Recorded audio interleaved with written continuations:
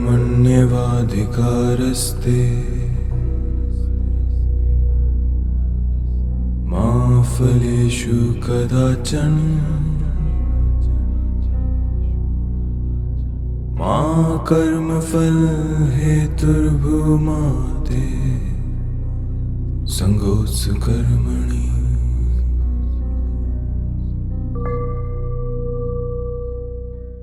जय श्री कृष्ण दोस्तों, आज का एपिसोड शुरू करने से पहले मैं परम भगवान श्री कृष्ण को नमन करता हूँ और उनसे प्रार्थना करता हूँ कि वे मुझे शक्ति दें और मुझे सही शब्द प्रदान करें ताकि मैं उनके संदेश को अपने सभी प्यारे श्रोताओं तक पहुँचा सकूँ।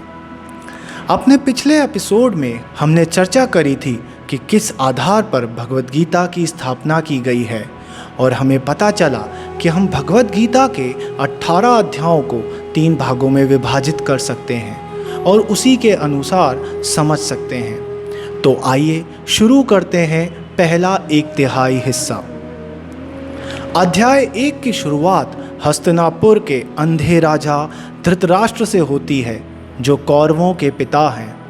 उत्सुकता से अपने सारथी संजय से पूछते हैं कि युद्ध के मैदान में क्या हो रहा है। संजय अपनी दिव्य दृष्टि के उपहार के साथ बताते हैं कैसे 2 महान सेनाएं युद्ध के लिए तैयार हैं। अपने सारथी के रूप में कृष्ण के साथ अर्जुन शत्रु की महान सेना और उसके महारथियों का निरीक्षण करते हैं। वह अपने चचेरे भाई, दादा, शिक्षक और दोस्तों को देखते हैं। अचानक वह भावनाओं से ओतप्रोत हो गए हैं। उन लोगों को मारने की संभावना जिन्हें उसने प्यार किया है और जीवन भर सेवा की है, उसे पतन के बिंदु पर ले आता है। वह सहानुभूति से भर जाते हैं और भ्रमित हो जाते हैं और समझ नहीं पाते हैं कि उन्हें क्या करना चाहिए। अध्याय 1 के श्लोक 44 और 45 में अर्जुन कहते हैं, कितने शोक की बात है कि हम लोग बुद्धिमान होकर भी महान पाप करने को तैयार हो गए हैं, जो राज्य और भूमि के लोभ में स्वजनों को मारने के लिए उद्यत हो गए हैं। यदि मुझ शस्त्र रहित और सामना न करने वाले को शस्त्र हाथ में लिए हुए धृतराष्ट्र के पुत्र रण में मार डालें, तो वह मरना भी मेरे लिए इस पाप से ज़्यादा कल्याणकारक होगा। कृष्ण पूरे अध्याय के लिए चुप रहते हैं, जबकि अर्जुन अपने विचार प्रकट करते हैं। अंततः भावनात्मक थकावट से अर्जुन असहायता में उनके सामने आत्मसमर्पण कर देता है। कृष्ण अब सारथी और मित्र का वेश छोड़कर आध्यात्मिक गुरु की भूमिका को ग्रहण करते हैं। तुरंत वह अर्जुन को अपने भावनात्मक भोग से और वास्तविकता की ओर एक विशाल दृष्टि में खींचते हैं, यह समझाते हुए कि वास्तविक सत्य को जानना यह है कि हम सब आत्मा हैं, दिव्य स्वरूप हैं। यह आत्मा शाश्वत है, भौतिक तत्वों से अछूता है। इस भौतिक अस्तित्व इस मटेरियल वर्ल्ड से अलग है।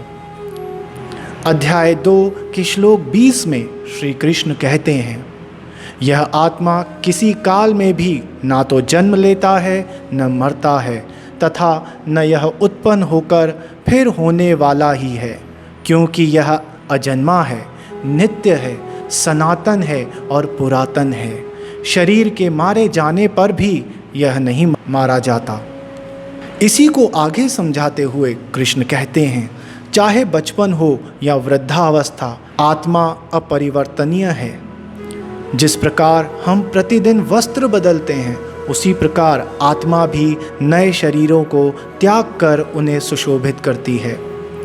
आत्मा की यात्रा में हर जीवन सिर्फ एक ही कहानी है। अर्जुन को इस बात से अवगत कराया गया है कि शरीर और मन से परे एक गहरी वास्तविकता है जो हम वास्तव में हैं। कृष्ण आत्मा के साथ पहचान करने के अपने दर्शन का वर्णन को सांख्य ज्ञान बोलते हैं, जिसका अर्थ है विश्लेषण, स्वयं की वास्तविकता का विश्लेषण। वास्तविकता का विश्लेषण करके हम इस निष्कर्ष पर पहुंच सकते हैं कि एक संसार है जो भौतिक तत्वों से बना है। लेकिन इससे अलग शाश्वत दिव्य आत्मा है। इस उच्च ज्ञान पर बल देते हुए कृष्ण व्यवहारिक मार्गदर्शन, प्रैक्टिकल नॉलेज भी देते हैं कि धर्म क्या है। मूल रूप से अर्जुन एक क्षत्रिय है, एक योद्धा है। समाज में उनकी भूमिका धार्मिकता को स्थापित करना और उसकी रक्षा करना है। इसलिए उसका धर्म या कर्तव्य अपनी जिम्मेदारी से भागना नहीं है, बल्कि उठना और स्थिति की आवश्यकता को पूरा करना है। आत्मा की प्रकृति के साथ साथ धर्म के महत्व का वर्णन करने के बाद कृष्ण उन लोगों की आलोचना करते हैं जो उच्च आदर्शों के बारे में नहीं सोचते, लेकिन केवल भौतिकवादी कर्मकांड वैदिक अभ्यास का हिस्सा हैं, जो यज्ञ करते हैं, पूजा पाठ करते हैं, देवी देवताओं की पूजा अर्चना करते हैं, सिर्फ अपनी भौतिक मटेरियल इच्छाओं को प्राप्त करने के लिए। कृष्ण यह समझाना चाहते हैं कि जो लोग जीवन के बाद के सुखों जैसे स्वर्ग प्राप्त करना का आनंद लेने के लिए धर्म का पालन करते हैं या धर्म बनाते हैं, उनमें ज्ञान की कमी होती है।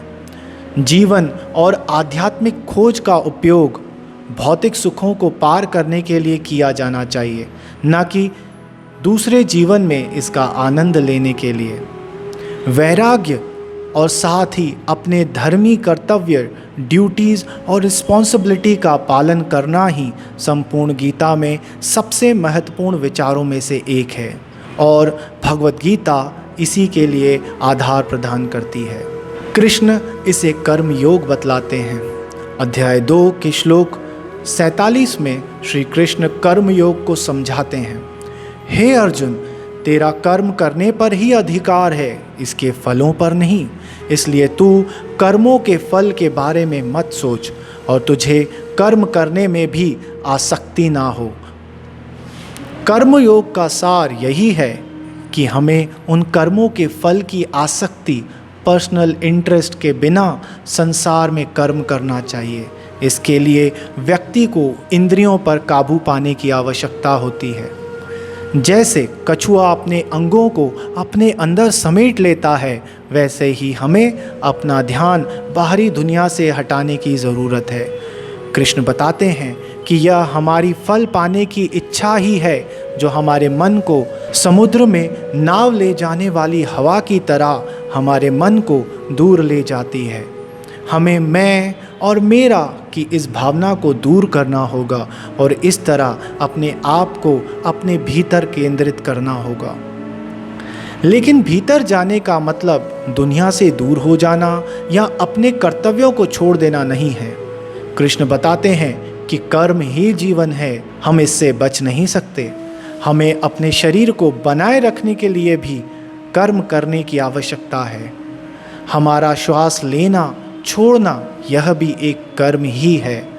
कर्मयोग दुनिया में होने के बारे में है, लेकिन दुनिया के बारे में नहीं। एक बार फिर समझिए, कर्मयोग दुनिया में होने के बारे में है, लेकिन दुनिया के बारे में नहीं। यह बाहरी त्याग के बारे में नहीं है, बल्कि इच्छाओं के आंतरिक त्याग के बारे में है। लेकिन यहाँ पर एक सवाल उठता है कि अगर हम बिना किसी इच्छा के या फल के कर्म करना है तो हम कर्म करें ही क्यों?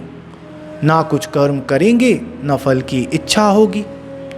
पर कृष्ण कहते हैं कि सच्चा कर्मयोगी किसी भी स्वार्थ से परे होता है। वह अपने लाभ के लिए नहीं बल्कि दुनिया के कल्याण के लिए कार्य करता है।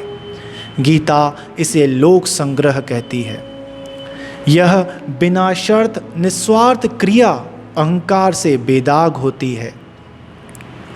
कृष्ण अर्जुन की ओर इशारा करते हैं कि खुद कृष्ण के पास स्वयं भी पाने के लिए कुछ नहीं है। उनकी कोई इच्छाएं नहीं हैं, फिर भी वह अपने लिए नहीं बल्कि दूसरों के लाभ के लिए कार्य करते हैं।